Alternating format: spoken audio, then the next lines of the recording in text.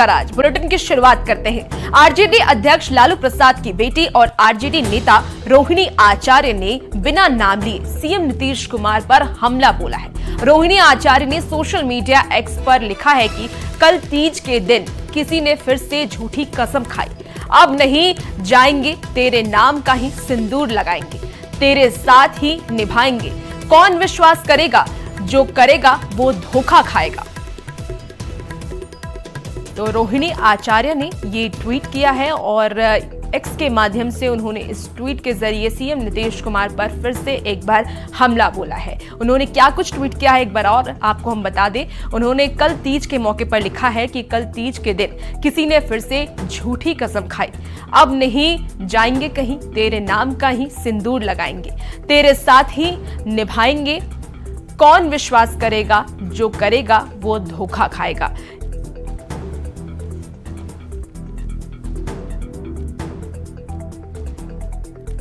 दरअसल शुक्रवार को सीएम नीतीश कुमार ने यह कहा था कि हमने 2 बार गलती की, लेकिन अब इधर उधर नहीं जाएंगे। उन्होंने साथ ही यह भी कहा कि बिहार में बीजेपी और जेडीयू ने मिलकर विकास का काम किया है। तो सीएम नीतीश कुमार ने एक बड़ा बयान दे दिया। दरअसल कुछ दिनों से ये कयास लगाया जा रहे थे कि सीएम नीतीश कुमार फिर से आरजेडी के साथ जा सकते हैं, लेकिन अब इस पर सीएम नीतीश कुमार ने खुलकर अपना रुख रखा है। शुक्रवार को सीएम नीतीश कुमार ने ये कहा कि हमने 2 बार गलती की, लेकिन अब इधर उधर नहीं जाएंगे। उन्होंने साथ ही ये भी कहा कि बिहार में बीजेपी और जेडीयू ने मिलकर विकास का काम किया है। हमसे गलती किया 2 बार, हम कभी उन लोगों को साथ किए और फिर बाद में हटा दिए। अब हम कभी इधर उधर नहीं जाएंगे, हम लोग शुरू से साथ थे।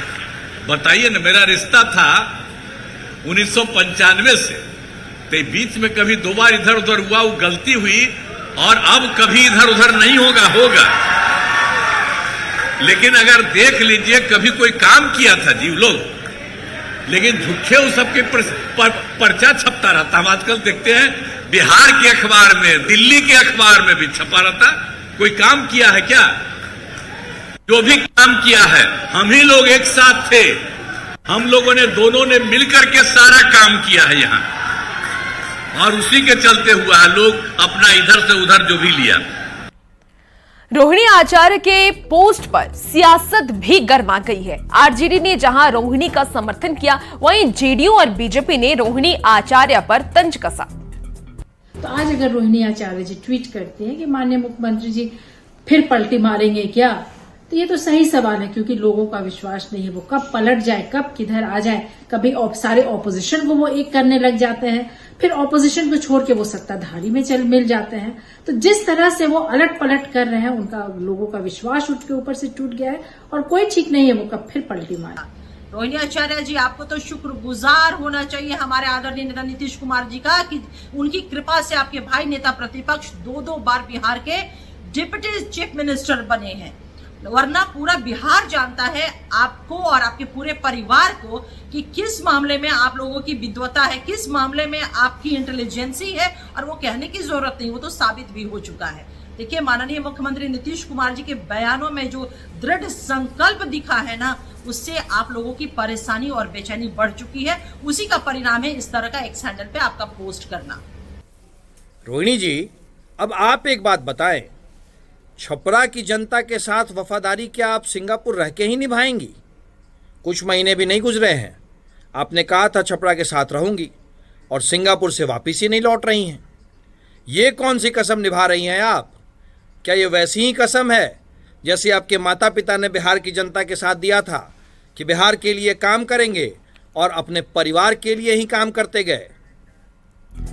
इधर सोशल मीडिया पर आरजेडी अध्यक्ष लालू प्रसाद से सीएम नीतीश कुमार की मुलाकात का एक वीडियो भी तेजी से वायरल हो रहा है।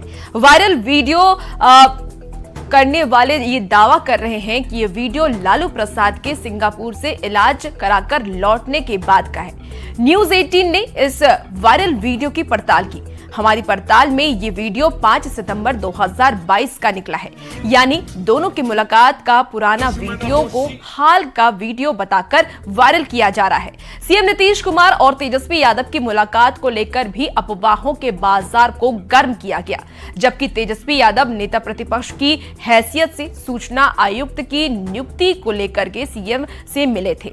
डिप्टी सीएम बता दें आपको कि महत्वपूर्ण मसलों को लेकर के सीएम से मिल सकते हैं और इसके राजनीतिक मायने नहीं होते हैं, लेकिन हाल के दिनों में सोशल मीडिया पर कुछ लोग आरजेडी से सीएम की नजदीकी को लेकर के भ्रम फैला रहे हैं। सीएम नीतीश कुमार कई मौके पर साफ कह चुके हैं और ये बात उन्होंने कहा है कि वो हमेशा के लिए बीजेपी के साथ है।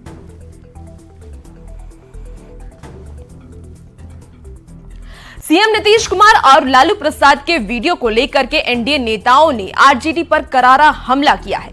एनडीए नेताओं ने यह कहा कि आरजेडी अफवाह फैलाने में लगा है, जानबूझकर पुराने वीडियो को वायरल किया जा रहा है और एनडीए में करार है, दरार नहीं। कुलबा सिर्फ और सिर्फ अफवाह फैलाने में लगा हुआ है। नीतीश जी और लालू जी की मुलाकात का 2 साल पुराना वीडियो ये लोग जानबूझकर प्रोपेगेंडा फैलाने के लिए सोशल मीडिया पर वायरल कर रहे हैं। साहब, कुछ नहीं होने वाला। बिहार विकास के रास्ते पर आगे बढ़ चुका है। पिछले 1 महीने में बिहार में 10 बड़े बड़े इन्वेस्टमेंट आए हैं इस एनडीए सरकार में। अफवाह फैलाने का काम बंद करिए, जनता सब समझती है। अरे हम लड़ते हैं तो सीना ठोक कर लड़ते हैं और तीर निशाने पर लगता है। राजद समर्थक, राजनैतिक उपद्रवी, संशय, भ्रम एनडीए गठबंधन के बारे में सोशल मीडिया पर फैलाते हैं। माननीय तेजस्वी यादव जी, आप कहां सत्ता की मलाई, चूंकि आपके लिए संपत्ति सृजन राजनीति का माध्यम है, कब जेल प्रवास होगा, कब मुकदमे में पेशी होगी, यह आपके लिए महत्वपूर्ण है। गठबंधन में करार है, दरार नहीं। जेडीयू के राष्ट्रीय प्रवक्ता राजीव रंजन ने भी ये कहा कि जिम्मेदार पद पर होने के बाद भी तेजस्वी यादव अफवाहों को हवा देने का काम कर रहे हैं, लेकिन सीएम नीतीश कुमार ने तेजस्वी को करारा जवाब दिया है। नीतीश कुमार ने साफ कह दिया है कि आरजेडी के साथ अब जाने का सवाल ही नहीं है। तो ये है कि तेजस्वी यादव राज्य के नेता प्रतिपक्ष हैं, राज्य के पूर्व उप मुख्यमंत्री हैं, लेकिन जिस तरह से उन्होंने अफवाहों को हवा देने का काम किया, एक जिम्मेदार पद पर बैठे राजनेता से इसकी अपेक्षा नहीं की जा सकती है। लेकिन जो कल नीतीश कुमार जी ने जो अपने संबोधन के दौरान इन तमाम आशंकाओं का निराकरण कर दिया है। उन्होंने 2 टूक लहजे में कहा है कि किसी भी स्थिति में आरजेडी के साथ वापसी का सवाल नहीं उठता है और मुझे लगता है अब इस पूरे प्रकरण पर अपूर्ण विराम लगना चाहिए। हमारा साथ एनडीए के साथ लंबे समय तक रहा है और आगे भी रहेगा, इस बात को भी नीतीश कुमार जी ने दूर रहा है। राष्ट्रीय लोक मोर्चा के अध्यक्ष उपेंद्र कुशवाहा ने कहा कि आरजेडी के साथ सीएम नीतीश कुमार के जो अनुभव रहे हैं उससे अब वो आरजेडी के साथ नहीं जाएंगे और एनडीए में ही रहेंगे, लेकिन सीएम नीतीश कुमार को अब ये बार बार बोलने की जरूरत नहीं है। अब बोलने की जरूरत नहीं है, अब है, यह बात बिल्कुल ठीक है कि आरजेडी के साथ जाकर के उन्होंने जो महसूस किया, अब दोबारा तिबारा तो सवाल ही पैदा नहीं होता है कि उधर जाने की बात नीतीश जी करें। यह बात बिल्कुल सच है, लेकिन उनसे व्यक्तिगत मेरा आग्रह है कि इसको बोलने की क्या जरूरत है ही एनडीए में रहेंगे। तो वहीं आरएलजेपी के राष्ट्रीय अध्यक्ष पशुपति कुमार पारस ने भी ये कहा कि आरजेडी के लोग भ्रम पैदा करना चाहते हैं। पूरे देश में और बिहार में एनडीए इंटैक्ट है, नीतीश कुमार एनडीए में ही हैं और हमेशा रहेंगे। लोग भ्रम पैदा करना चाहते हैं, जबकि आपको जानकारी होगी कि जब इंडिया गठबंधन में नीतीश जी थे तो इनके साथ आरजेडी के द्वारा काफ़ी अपमान हुआ था। उस बात को भी नीतीश जी भूले नहीं, इसलिए ये जो बार बार बयान आ रहा है आरजेडी की तरफ से, ये बिहार के लोगों को दिग्भ्रमित करने के लिए बयान आ रहा है। नीतीश जी 100% एनडीए गठबंधन के साथ हैं और भविष्य में भी रहेंगे। और अब खबरों में आगे बढ़ेंगे। मुख्यमंत्री नीतीश कुमार गया पहुंचे, जहां उन्होंने विष्णुपद मंदिर में पूजा अर्चना की। मुख्यमंत्री ने गयाजी धाम में बने पथवे का शुभारंभ किया। वहीं आगामी 17 सितंबर से शुरू होने वाले विश्व प्रसिद्ध पितृपक्ष मेला का भी जायजा लिया। सीएम डीएम ऑफिस में अधिकारियों के साथ बैठक भी करने वाले हैं और इस पथवे के शुरू होने से गयाजी आने वाले तीर्थ यात्रियों को जाम की समस्या से जूझना नहीं पड़ेगा। बता दें आपको कि गयाजी धाम में पितरों को मोक्ष दिलाने की कामना से श्रद्धालु पहुंचते हैं। यहां आने वाले श्रद्धालुओं को जाम की समस्या से जूझना पड़ता है। गया में बना ये पथवे 450 मीटर लंबा और 12 मीटर चौड़ा है। इसका निर्माण जल संसाधन विभाग की तरफ से करवाया गया है। 17 सितंबर से विश्व विख्यात पितृपक्ष मेला की शुरुआत होने वाला है और इसको लेकर जिला प्रशासन जो है लगातार तैयारियों में जुटा है। और इसी क्रम में आज बिहार के मुख्यमंत्री नीतीश कुमार आज एक दिवसीय दौरे पर गया पहुंचे हैं। पितृपक्ष मेला की तैयारियों की समीक्षा किया है और सबसे पहले मुख्यमंत्री जो है वो विष्णुपद मंदिर पहुंचे थे, जहाँ उन्होंने गर्भगृह में पूजा अर्चना किया। उसके बाद जो है तीर्थयात्रियों की बेहतर सुविधा के लिए 450 मीटर देवघाट से ओवर ब्रिज तक पाथवे बनाया गया है, जिसका उद्घाटन जो है नीतीश कुमार के द्वारा किया गया।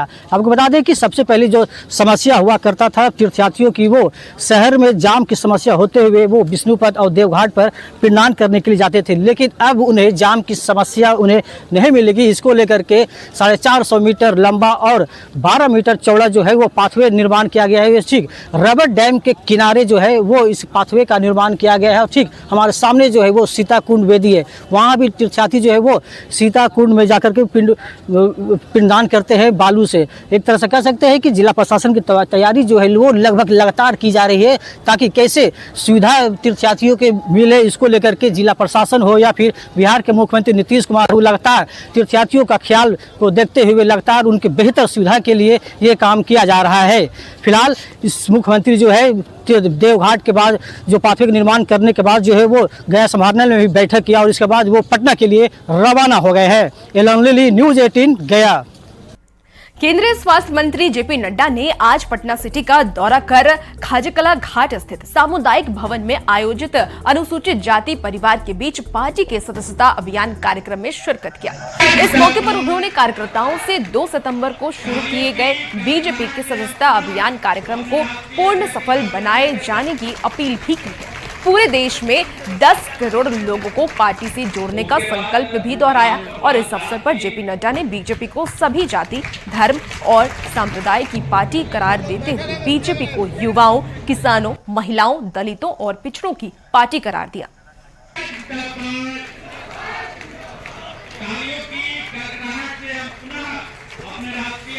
दलित की पार्टी है, किसान की पार्टी है, युवाओं की पार्टी है, महिला सशक्तिकरण की पार्टी है, महिलाओं को ताकत देने वाली पार्टी है। बताइए ऐसे पार्टी के साथ जुड़ना चाहिए कि नहीं जुड़ना चाहिए?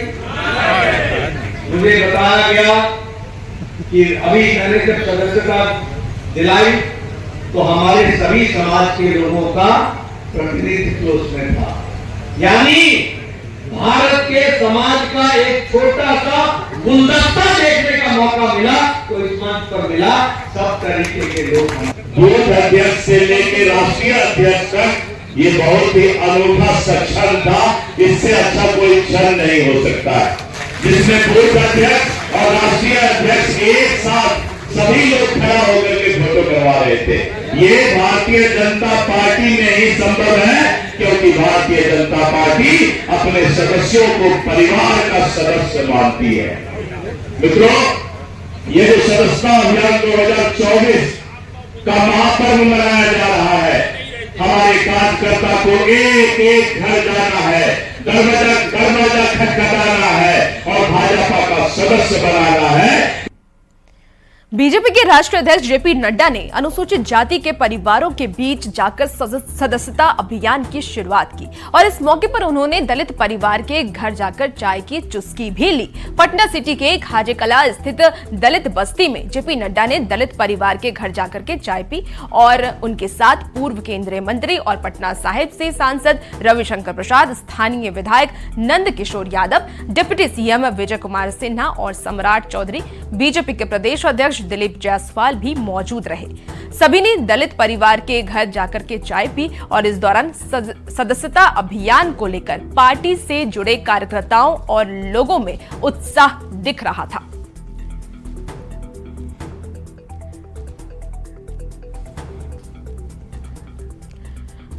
और मुजफ्फरपुर से अब खबर सामने आ रही है, जहां मुजफ्फरपुर पुलिस को बड़ी सफलता हाथ लगी है। पुलिस ने 50,000 रुपए के इनामी अपराधी आजाद ठाकुर को गिरफ्तार किया है। गिरफ्तार अपराधी पर कई संगीन मामले दर्ज है। मामले को लेकर सिटी एसपी ने यह बताया कि विगत 1 वर्षों से मुजफ्फरपुर पुलिस वांछित अपराधियों के विरुद्ध अभियान चलाकर एसटीएफ की मदद से उन्हें गिरफ्तार कर रही है। समय समय पर उनके विरुद्ध बता दें आपको कि इनामी राशि भी घोषित की जाती है और इसी क्रम में गुप्त सूचना के आधार पर अय्यापुर थाना क्षेत्र के छपहा से पुलिस ने दुर्दांत वांछित अपराधी आजाद ठाकुर को गिरफ्तार किया है, जिस पर पुलिस ने 50,000 रुपए का इनाम घोषित कर रखा था। इस पर SC/ST एक्ट, लूट, रंगदारी और मारपीट जैसे कई संगीन मामले दर्ज हैं। पुलिस को इसके पास से कुछ भी बरामद नहीं हुआ है। पिछले 1 साल से लगातार जो वांछित अभियुक्त हैं, जो अलग अलग कांडों में जो दुर्दांत अपराधी हैं, उन पे मुजफ्फरपुर जिले के द्वारा लगातार उन पे इनाम घोषित करके और लगातार STF की मदद से, STF की सहायता से उन पे छापेमारी करके पकड़ा जा रहा है। उसी क्रम में एक अभियुक्त की भी हम लोगों ने गिरफ्तारी की है, वो आजाद ठाकुर है। ये 50,000 का इनामी है और इसके ऊपर बहुत सारे कांड हैं और अभी भी ये कई सारे केसेस में वांटेड है और इसके SC/ST एक्ट के अंदर भी इसके पास केस है, रंगदारी का भी है, 307 का भी है, आर्म्स एक्ट का भी है और भी कई सारे केसेस हैं जिनमें हम लोग इससे पूछताछ कर रहे हैं। और बहराइच में भेड़ियों का